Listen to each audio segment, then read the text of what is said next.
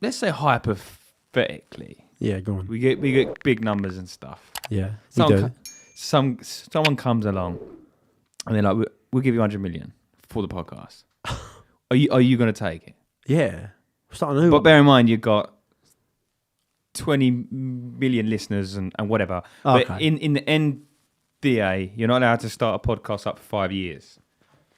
So you're not allowed to sort of legally compete with it anyway. It would depend. How much am I making a year from it? From my 20 million listener podcast. Let's say you're making one. You probably. Is that how it works with business? Like, no, I'm just burping. You're a burpy boy. I'm getting old. I can't keep you are. You can't keep your burpees down. No, I can't keep my burpees down. That's it. And let's say hypothetically that he's probably earning 500,000 a year. Yeah. Right. But your podcast is worth the subscriber base of 100 million. That's generally how business works, right? Mm-hmm. So someone comes along and says, I'll give you 100 million for that podcast, and they go and put in a bunch of celebrities or whatever. They do what they just change it. It's not our business. Yeah. But the end of the day is we can't compete with the podcast for at least 5 years. Yeah. Are you taking the 50 million? Sorry, did you tell me at any point how much we were earning like a month or a year? 500,000 a year. Because you won't be getting paid nowhere near what the podcast is worth per year. That's just not how it works. But if someone was to take over the brand name, the brand, the business. Yeah, I'd do it. You got to, now. Yeah. You kind of got to. I just don't see, like, you take a 5 year break. If you come back and all your listeners have gone, because they would, not all of them, but a lot of them would go.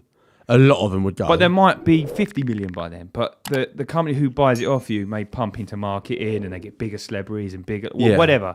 Don't matter what the brand is, but they make it go bigger, whatever. But you just turned into $1 billion podcast. Imagine that. Yeah.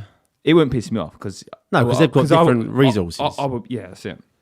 But would you take the money? Yes, 100%. I'm not saying to you guys you're not important, but I think you got on that circumstance. They're not important when 50 million's in your face. I'm sorry, but you're not. All right. Ashley's tattoo can get removed for 50 mil.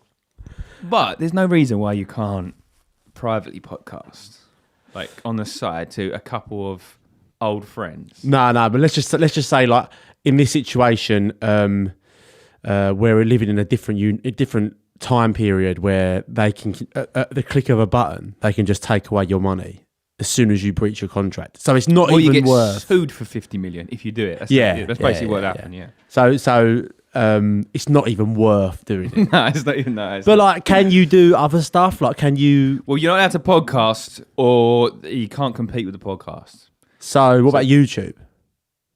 Was competing if it's a podcast.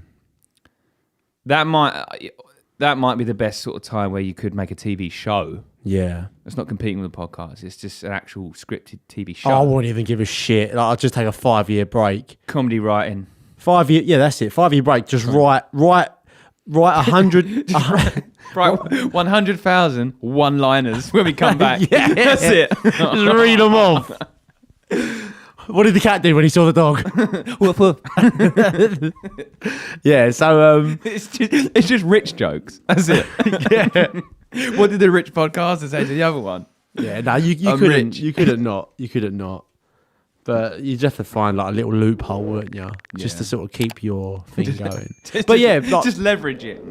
Yeah. I've got nothing left.